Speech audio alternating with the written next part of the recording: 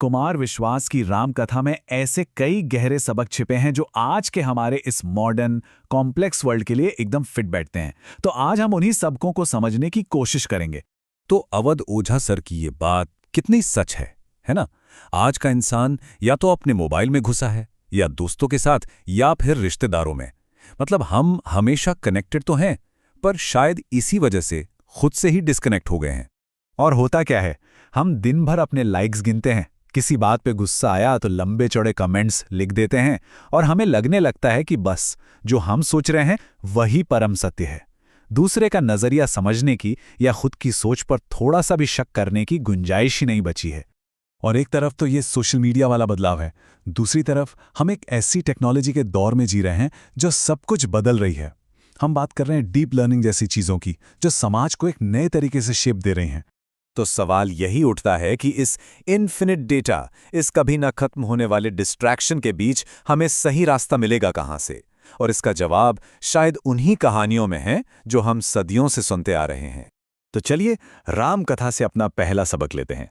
माया मृग यानी सोने का हिरण, ये आज के मॉडर्न डिस्ट्रैक्शंस का सबसे बड़ा सिंबल है। कुमार विश्वास इसका एक बड़ा कमाल का उदाहरण देते हैं। सोचिए, हमने किसी 6 फुट 1 इंच के मॉडल पर एक महंगी शर्ट देखी और तुरंत खरीद ली, पर जब हम पहनते हैं तो वो वैसी नहीं दिखती।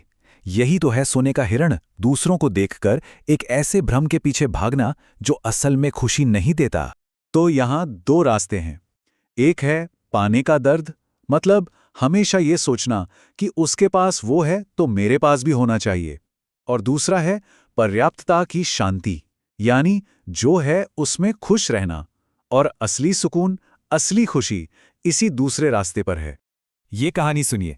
एक लड़की पहाड़ चढ़ रही है, पीठ पर उसका भाई है। किसी ने पूछा, वजन नहीं लग रहा? उसने क्या कहा, ये वजन नहीं, ये मेरा भाई है। कितना गहरा फर्क है बोझ और बंधन में। चीजें बोझ बन जाती हैं, पर रिश्ते, वो तो हमारी ताकत है। और जब रिश्तों की बात आती है तो सबसे बड़ा रिश्ता, सबसे बड़ा कवच क्या है? हमारा परिवार। कुमार विश्वास एक बहुत जरूरी बात पर ध्यान दिलाते हैं कि आज बाहरी ताकतें, चाहे वो मीडिया हो या कोई और विचारधारा, वो एक ही चीज को तोड़ने में लगी हैं, और वो है हमारा परिवार, हमारे संस्कार। क्योंकि वो जानते हैं कि अगर ये नींव टूट गई तो फिर इंसान को तोड़ना बहुत आसान है। और परिवार को जोड़े रखने का ये गोल्डन रूल है। जैसा अवध ओझा सर कहते हैं, घर के सदस्य को बाहर कभी नीचा मत दिखाइए। गलती कितनी भी बड़ी हो, बाहर वालों के सामने मुस्कुराइए, अंदर की बात अंदर ही रहनी चाहिए। यही सम्मान परिवार को बांध कर रखता है। और इन बातों का असर होता है। जरा सोचिए, एक आदमी ने ये कथा सुनी और अपने भाई के साथ चल रहा 30 साल पुराना जमीन का झगड़ा खत्म कर दिया। सारे कागजात भाई के पैरों में रखकर बस माफी मांग ली। ये ताकत है इन शिक्षाओं की, ये सिर्फ बातें नहीं हैं। चलिए अब बात करते हैं कहानी के दो सबसे बड़े किरदारों की, राम और रावण। लेकिन इसे सिर्फ अच्छा बनाम बुरा की तरह नहीं, बल्कि कैरेक्टर की एक डीप स्टडी की तरह देखते हैं। फर्क देखिए कितना साफ है। राम जो सुग्रीव जैसे बाहरी को भी भाई बना लेते हैं, और रावण जो अपने सगे भाई विभीषण को निकाल देता है।